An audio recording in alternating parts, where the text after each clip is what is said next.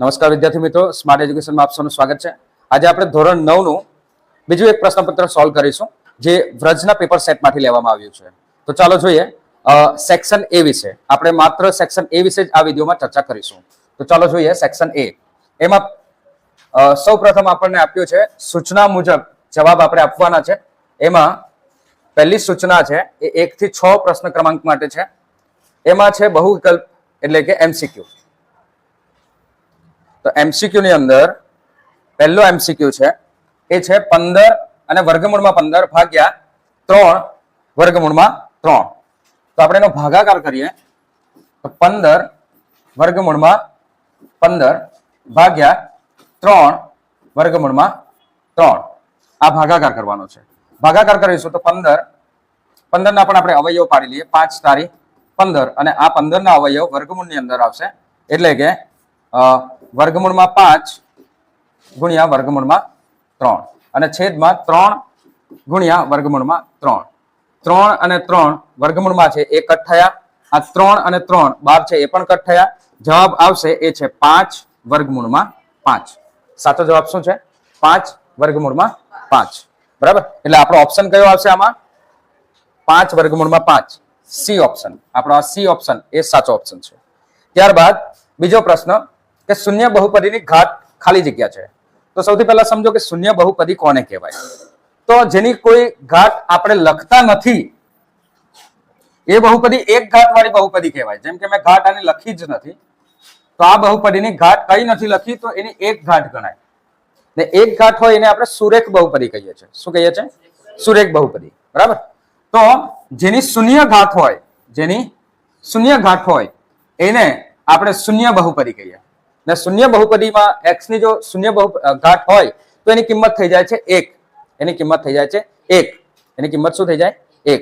બરાબર, એટલે કોઈ પણ એવી સંખ્યા જેમ કે મેં લખું છું અહીંયા 5x ની શૂન્ય ઘાત, 5x ની શૂન્ય ઘાત, તો આની કિંમત શું થઈ જશે? 5 અને x ની શૂન્ય ઘાતની કિંમત કેટલી થઈ જાય? 1। એટલે જવાબ મળે આપણને 5 × 5 એટલે સંખ્યા જ મળે છે। બરાબર, શૂન્ય બહુપદી એટલે સંખ્યા, કોઈ પણ સંખ્યા। જેવી રીતે મેં 5 લીધી તો એવી કોઈ પણ સંખ્યા તમે લેવ એ શૂન્ય બહુપદી છે। બરાબર છે, તો અહીંયા આપણો જે જવાબ આવશે એ એની ઘાત કોઈ પણ આવતી નથી એટલે તમે એની શૂન્ય ઘાત હોતી નથી। આ જવાબ પણ સાચો છે અને આ જવાબ પણ સાચો છે। બરાબર, બંને જવાબ અહીંયા સાચા છે। બરાબર છે, પરંતુ આ જવાબ આપણે લખશું કે એની ઘાત ન હોય તો એ વધારે યોગ્ય રહેશે। બરાબર, બંને જવાબો સાચા છે અહીંયા। ત્રીજો પ્રશ્ન, યામ સમતલમાં બંને અક્ષોને છેદ બિંદુને, યામ સમતલમાં બંને અક્ષોના છેદ બિંદુને ખાલી જગ્યા કહે છે। તો એકદમ ઈઝી પ્રશ્ન છે, આપ સૌને આવડે છે। કમેન્ટ કરો શું જવાબ આવશે અને પછી ચેક કરો કે તમારો જવાબ સાચો છે કે નહીં। શું જવાબ આવશે? ઉગમ બિંદુ। શું આવશે? હા, બંને અક્ષો જ્યાં છેદે એને શું કહેવાય? આને ઉગમ બિંદુ કહેવાય। ચાલો, ત્યાર પછી ચોથો પ્રશ્ન। ચોથા પ્રશ્નની અંદર દ્વિચલ સુરેખ સમીકરણનું પ્રમાણિત સ્વરૂપ ખાલી જગ્યા છે। હવે ઓપ્શન કોઈ પણ આપ્યો હોય કે ઓપ્શન ના પણ આપ્યો હોય તો પણ આપણને આવડવું જોઈએ દ્વિચલ સુરેખ સમીકરણનું પ્રમાણિત સ્વરૂપ। એ પ્રમાણિત સ્વરૂપ છે ax + by + c = 0। આ આપણો સાચો જવાબ છે ને આ પ્રમાણિત સ્વરૂપ છે। આ કયા ઓપ્શનમાં છે એકવાર જોઈ લો। બરાબર, તો આ આપણો સાચો જવાબ છે। બીજું શું કીધું કે સુરેખ, સુરેખનો મતલબ શું થાય કે એક જ ઘાત હોય, x ના ઉપર એક જ ઘાત હોય કે x કે y પોતે હોય। જેમ કે અહીંયા x ની એક ઘાત છે પરંતુ એ લખી નથી આપણે। બરાબર, આપણે સામાન્ય રીતે એક ઘાત લખતા નથી।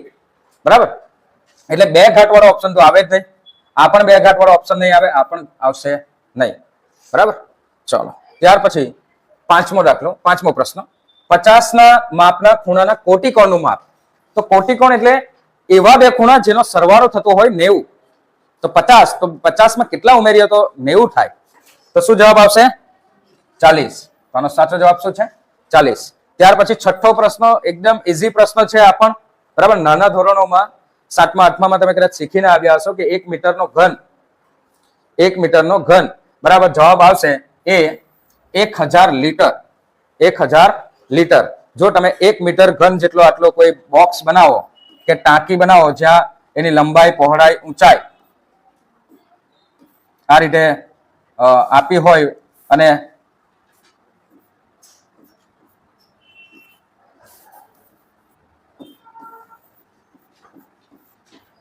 આ 1 મીટરની છે, સમઘન બનશે. તો 1 મીટર લંબાઈ પહોળાઈ ઊંચાઈ હશે, એની અંદર જો તમે પાણી ભરો કે કોઈ પણ વસ્તુ એવી લિક્વિડ ભરો તો એની અંદર 1000 લીટર સમાશે. 1 મીટર ઘન હશે તો બધી બાજુથી 1 મીટર હોવા જોઈએ. બધી બાજુથી શું હોવું જોઈએ? 1 મીટર હોવું જોઈએ. લંબાઈ પહોળાઈ ઊંચાઈ બધી વસ્તુ 1 મીટર હોવી જોઈએ. બરાબર? ચલો, તો આ એનો સાચો જવાબ. ત્યારબાદ હવે આપણી પાસે છે વિકલ્પમાંથી આપણે પસંદ કરવાની છે ખાલી જગ્યા. વર્ગમૂળમાં 3 વત્તા 6, તો વર્ગમૂળમાં 3 વત્તા 6 થઈ જાય 9, અને 9 નું વર્ગમૂળ શું નીકળે? 3. અને 3 એ કેવી સંખ્યા છે? સમય સંખ્યા છે. 3 એ કેવી સંખ્યા છે? સમય સંખ્યા છે. ત્યારબાદ -5 અને 5 બિંદુમાં કોટી ને ભુજ લખવાના છે. તો કોટી અને ભુજ લખવા માટે આપણે એક રફ ડાયાગ્રામ ડ્રો કરીએ છીએ. રફ ડાયાગ્રામમાં આપણે એવું સમજીએ કે આ છે -5 અને ઉપર અહીંયા છે આપણી પાસે +5. બરાબર? સૌથી પહેલા આપણે આ x લેવો પડે, એટલે આ બિંદુ અહીંયા સુધી આવશે અને આ બિંદુ અહીંયા સુધી આવશે. આ બિંદુ છે -5 અને +5. હવે બીજું કે કોટી, તો કોટી આપણે સામાન્ય ભાષામાં કોને કહેશું? તો જેનું અંતર ઊભું છે. તો ઊભું અંતરમાં આપણે લેવાનું છે. ઊભું અંતર આ કેટલું છે? આ કેટલા ખાના છે તમે ગણી કાઢો. બરાબર? 5 ખાના આવશે. કેટલા ખાના આવશે? 5 ખાના. તો ઊભું અંતર જે છે, ઊભું અંતર કેટલું છે? +5. કેટલું છે? +5. જ્યારે ઊભું અંતર છે આપણું +5. ઊભું અંતર કેટલું છે? +5. એટલે આપણું કોટી આવશે એ છે +5 આવશે. અને બીજું કે આડું અંતર, એ આડું અંતર એને આપણે કહીએ ભુજ. આડું અંતર જો આપણે જોવું હોય તો આપણે 2 હાથ એટલે આપણા ભુજ છે, તો એ આપણે ગણતરીમાં કે ધ્યાનમાં લેવાનું. તો આડું અંતર એ આપણું ભુજ છે. તો આડું અંતરમાં કેટલા આવે છે? -5. કેટલા આવે? -5. તો સાચો જવાબ શું આવશે? 5 અને -5. 5 અને -5. આ આપણો સાચો જવાબ આવશે. ચલો, ત્યારબાદ હવે પ્રમાણિત સ્વરૂપ આપ્યું છે ax + by + c = 0 ને તેના y સ્વરૂપમાં ફેરવતા y નો ઉકેલ. તો જો y સ્વરૂપમાં કેવી રીતે ફેરવાય? તો આ આપણને આપ્યું છે ax + by + c = 0. આપણે શું શોધવાનું છે? y નું સ્વરૂપ શોધવાનું છે. તો આપણે by ને માત્ર અહીંયા રવા દઈએ, જમણી બાજુ આ બંનેને લઈ જઈએ. તો સૌથી પહેલા આપણે ax ને લઈ જઈએ જમણી બાજુ. તો ax ને જમણી બાજુ લઈ જઈએ તો એના સાઇન ચેન્જ થાય, એ માઇનસ થઈ જાય. પ્લસ થાય તો માઇનસ થઈ જાય, અને +c છે તો એ પણ થઈ જાય માઇનસ. હવે અહીંયા b જે છે એ ગુણાકારમાં છે. આ b ગુણાકારમાં છે તો એ b જશે ભાગાકારમાં. -c ભાગાકારમાં આવશે b. તો આ આપણો સાચો જવાબ. કયો ઓપ્શન છે એકવાર ચેક કરી લો.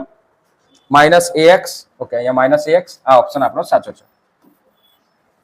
તો આ એનો જવાબ આવશે. ને આ રીતે આપણે સોલ્વ કરી શકીએ. એકદમ ઈઝી છે. માત્ર સાઈડ જ બદલવાની છે, લેફ્ટ ટુ રાઈટ કરવાનું છે, સાઇન ચેન્જ કરવાના છે ને b ને ડિવાઇડમાં લેવાનું છે, ભાગાકારમાં લેવાનું છે. ચાલો, હવે પછી આપણે પ્રશ્ન આવ્યા એ છે 10મો પ્રશ્ન. 10મા પ્રશ્નની અંદર લઘુકોણનું માપ ખાલી જગ્યાની વચ્ચે હોય છે. તો એકદમ ઈઝી પ્રશ્ન છે આ પણ. બરાબર? લઘુકોણનું માપ કોની વચ્ચે આવશે? 0 થી 90 ની વચ્ચે. 0 થી 90 ની વચ્ચે. ત્યારબાદ 11મો પ્રશ્ન. લંબચોરસ ABCD માં AB નું માપ. તો આ છે લંબચોરસ, જેમાં AB નું માપ 24 છે અને BC નું માપ એ છે 7. તો આ તમારી લંબાઈ છે, આ તમારી પહોળાઈ છે. બરાબર? આ પહોળાઈ છે. હવે આપણે શું શોધવાનું છે? એરિયા ઓફ ABCD, એટલે કે આપણે શોધવાનું છે ક્ષેત્રફળ. શું શોધવાનું છે? ક્ષેત્રફળ. અહીંયા AR લખેલું હોય એનો મતલબ થાય ક્ષેત્રફળ. ક્ષેત્રફળ શોધવાનું. ક્ષેત્રફળ શોધવાનું હોય તો શું કરવાનું? લંબાઈ ગુણ્યા પહોળાઈ. તો 24 ગુણ્યા કરો 7, 25 ગુણ્યા 7 કરે તો જવાબ આવે 175. એમાંથી 7 માઇનસ કરો તો જવાબ આવશે 168. બરાબર? તો સાચો જવાબ છે એ છે 168. શું છે? 168. એ આપણો સાચો જવાબ છે. ત્યારબાદ 12મો પ્રશ્ન. આ પણ એકદમ ઈઝી છે કે 70 અને 90 ની મધ્ય કિંમત ખાલી જગ્યા થાય. મધ્ય કિંમત ખાલી જગ્યા થાય. બરાબર? તો બંનેનો સરવાળો કરીને અડધા કરો અથવા તો અડધા કરીને સરવાળો કરો. જે પણ કરવું હોય તે રીતે, બરાબર. જેમ કે તમે આ રીતે પણ કરી શકો, 70 ના અડધા 35, 90 ના અડધા 45, બંનેનો સરવાળો કરી દો એ તમારો જવાબ, બરાબર. આ 5 આમાં ઉમેરો તો આ થઈ જાય 40, આમાં પણ 40, 40 ને 40 કેટલા થઈ જશે? 80. તો આનો જવાબ આવશે 80. અથવા તો તમે આ કરી શકો કે બંનેનો સરવાળો કરો, 70 અને 90 નો સરવાળો કરો. શું આવે છે સરવાળો? 160. 160 ના અડધા કરો ભાગ્યા 2 કરો તો જવાબ મળશે 80. તો એ રીતે પણ જવાબ તમે મેળવી શકો. આનો સાચો જવાબ શું છે? બંનેનો સરવાળો ભાગ્યા 2 અથવા તો અડધા અડધા કરીને સરવાળો કરી દો એટલે મળશે મધ્ય કિંમત, એ છે 80. ચલો હવે છે ખરા ખોટા. ખરા ખોટાની અંદર 13મો પ્રશ્ન કે દરેક પૂર્ણ સંખ્યા, અહીંયા ભૂલથી કે લખાયો છે એની જગ્યાએ આવશે એ. દરેક પૂર્ણ સંખ્યા એ પ્રાકૃતિક સંખ્યા છે. તો આ વિધાન ખોટું છે. દરેક પૂર્ણ સંખ્યા પ્રાકૃતિક સંખ્યા નથી. પૂર્ણ સંખ્યાની અંદર શૂન્ય પણ આવે, જ્યારે પ્રાકૃતિકની અંદર શૂન્ય આવતું નથી. એટલે દરેક પૂર્ણ સંખ્યા એ પ્રાકૃતિક સંખ્યા બને નહીં. હા, જો દરેક પ્રાકૃતિક સંખ્યા એ પૂર્ણ સંખ્યા છે એવું કીધું હોય, આ આગળ પાછળ હોય તો વિધાન સાચું બને. પરંતુ અહીંયા શું કીધું છે કે પૂર્ણ સંખ્યા, દરેક પૂર્ણ સંખ્યા, બધી જ પૂર્ણ સંખ્યા એ પ્રાકૃતિક સંખ્યા છે. તો બધી સંખ્યા એ પ્રાકૃતિક સંખ્યા નથી, બરાબર છે. કેમ કે શૂન્ય એ પ્રાકૃતિક સંખ્યામાં આવતું નથી. એટલે આ વિધાન જે છે એ ખોટું આવશે. આ વિધાન છે ખોટું. ત્યારબાદ 5x નો ઘન ઓછા 3x નો વર્ગ વત્તા 11x ઓછા 14 માં x ના વર્ગનો સહગુણક. ચાલો કમેન્ટ કરો, x ના વર્ગનો સહગુણક. આ છે x નો વર્ગ, એનો સહગુણક. શું જવાબ આવે? ઘણા વિદ્યાર્થીઓ ઉતાવળમાં આ ભૂલ કરી શકે છે કે 3 જવાબ જે છે એ સાચો ગણીને આવે છે.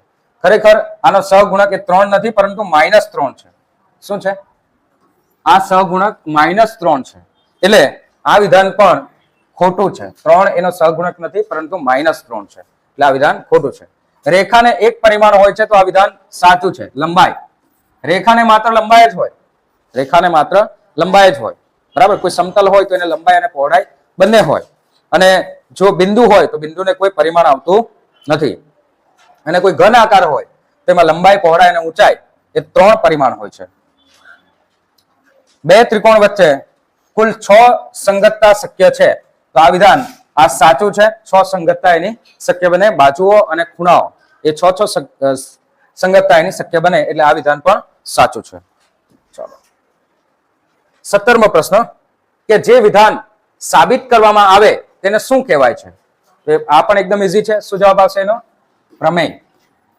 એને શું કહેવાય છે? પ્રમેય. જે વિધાન સાબિત કરવામાં આવે તેને શું કહેવાય છે? પ્રમેય.